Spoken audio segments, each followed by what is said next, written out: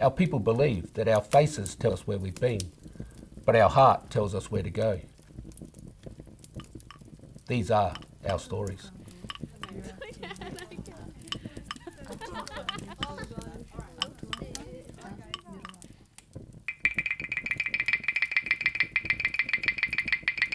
Twila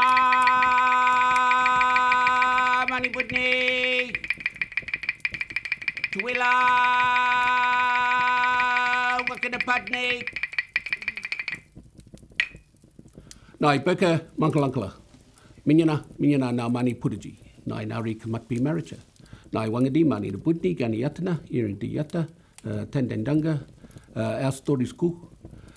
Hello and welcome. Welcome to the lands of the Ghana people, or to Adelaide, known as the big kangaroo red dreaming place. And so today we're going to talk to you about stories. And myself is Mickey O'Brien, but I'm known as the impatient one. And so it's wonderful that we can come to a place, not only to understand that place, but to listen to those stories.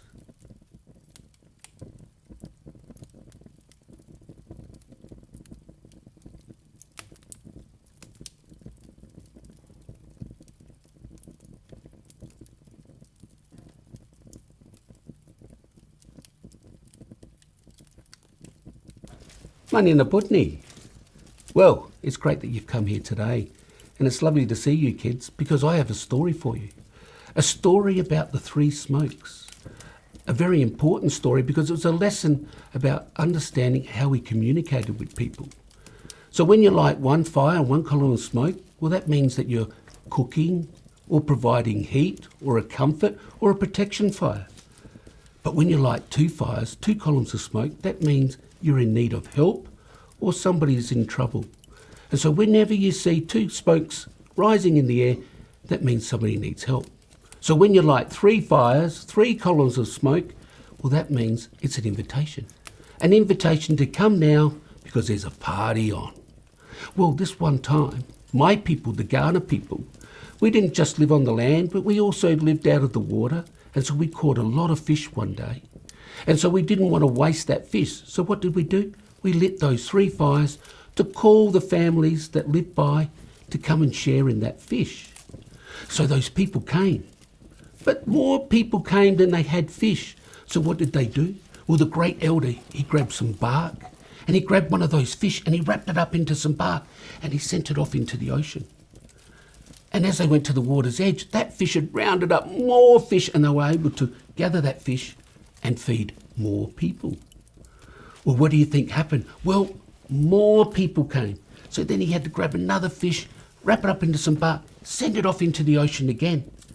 And therefore that fish rounded up more fish and they went to the water's edge and they gathered up all that fish and they fed more people. Well, what do you think happened? More people came, because you know what? Somebody forgot to put that fire out. And so more people came, and what they did was they grabbed even a larger fish, wrapped it up into some bark, and sent it off into the ocean. And as they went to the water's edge to gather up that fish, get back, be afraid.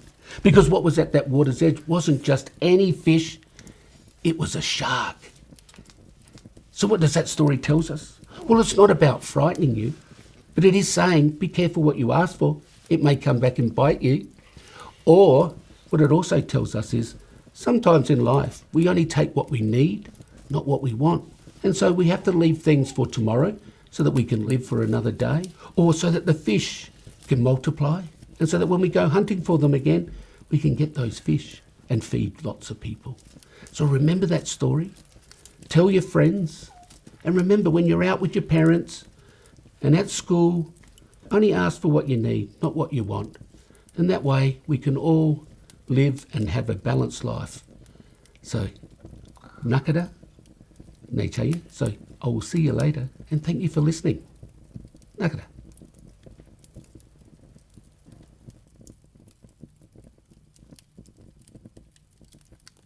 I'm Stephanie Gollan. I'm a proud Narranderi elder, originally from Rauken, the Aboriginal community southeast of Adelaide.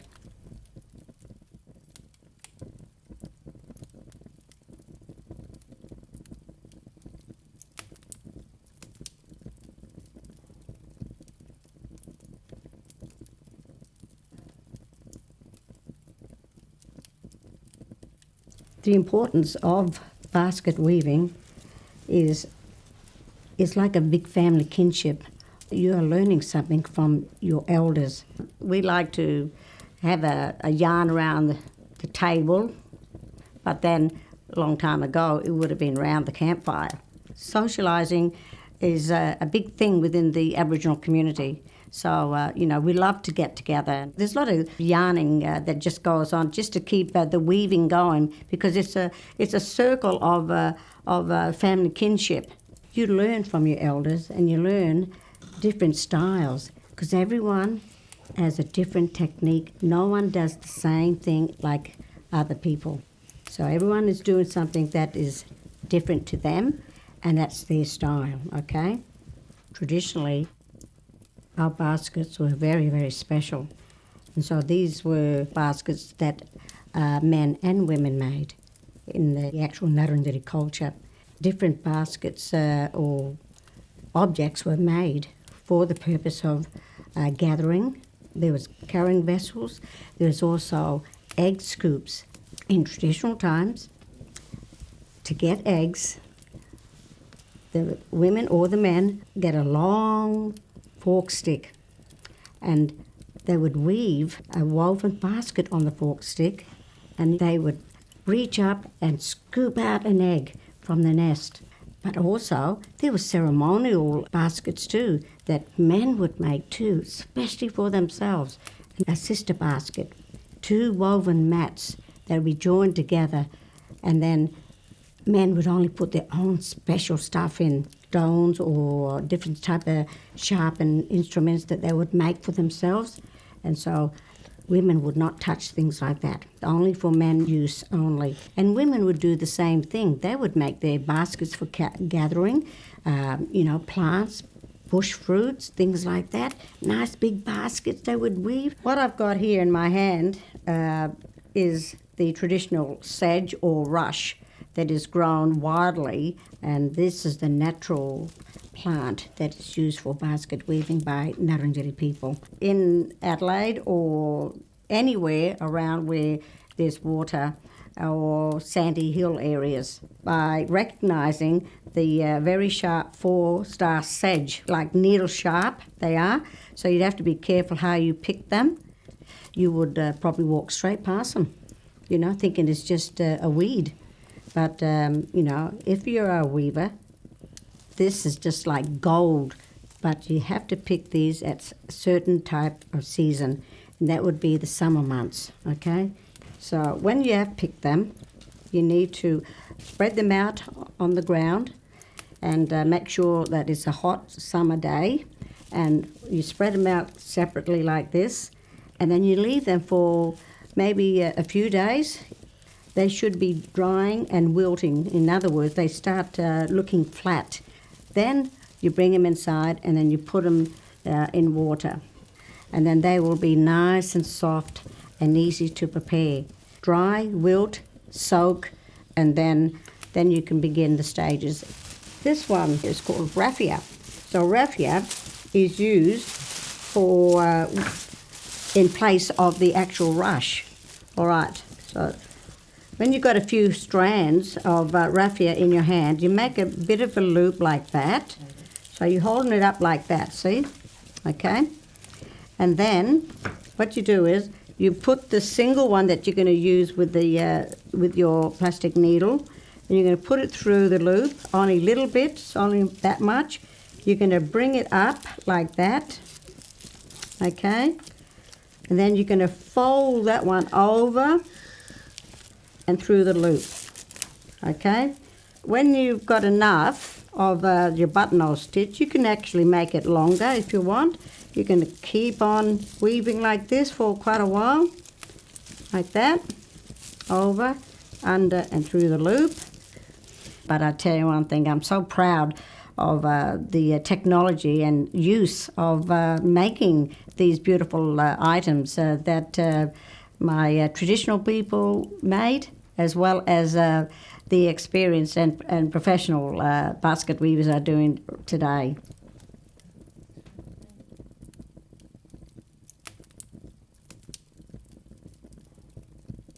Hi, my name is Emma Bovoro. I'm Adjumatna, Kuyane, Arabana, Western Arunda, and Yawarawaka.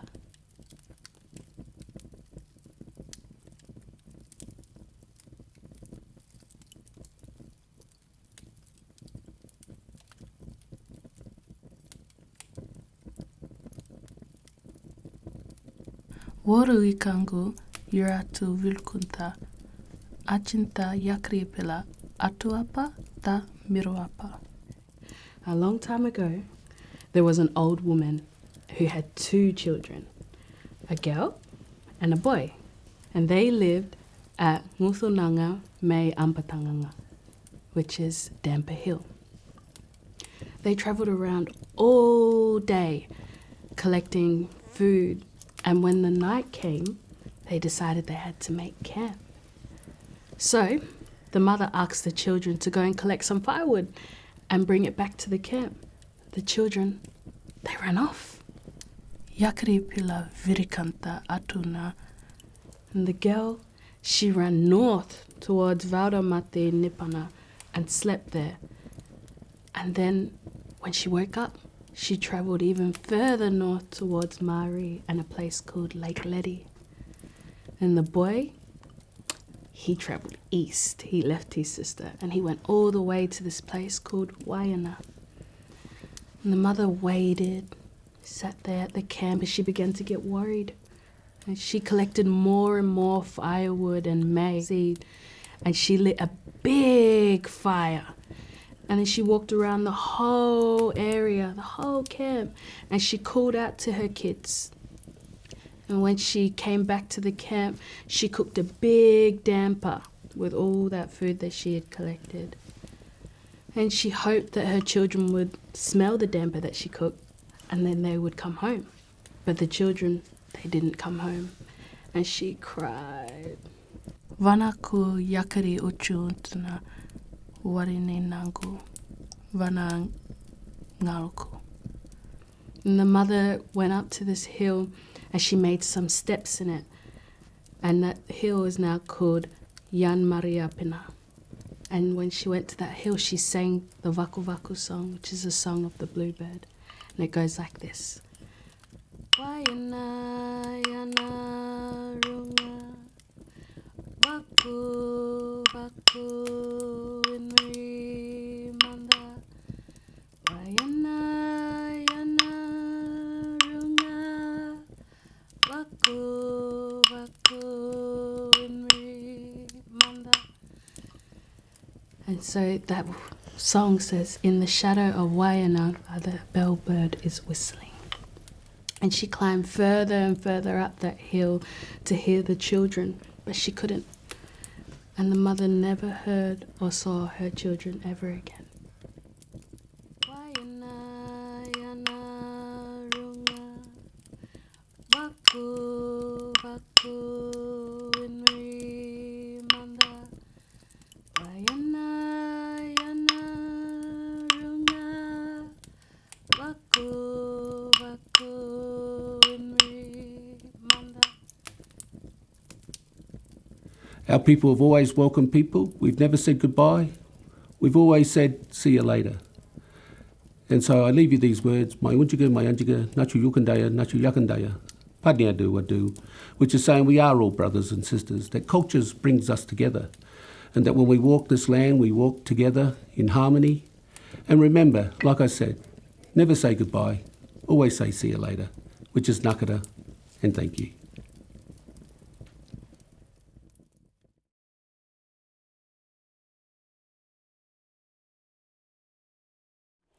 Yeah, I think the importance of story is really about that understanding that to have a continuous culture, we must continue to tell these stories.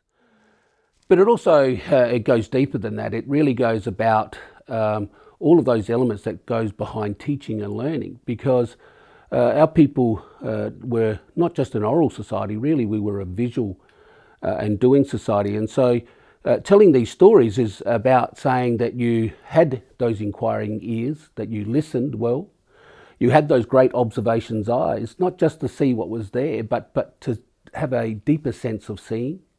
But also to, because many of these stories were about life lessons. And so it's about how you can take those stories and apply them to your life. Storytelling by my elders during my younger years as that child down on the community was a very important way of expressing the elders' point of view of how they tell the stories to us as children. We tell those stories to our children, and it was important to learn because it gives us a connection back to our culture, you know, back to our land. I think growing up in Adelaide, you're not necessarily sitting around a campfire, so those moments are so precious, you know, and these moments, they build our kids, they make our kids feel at home, feel connected, you know, once again, so they're not lost and wandering.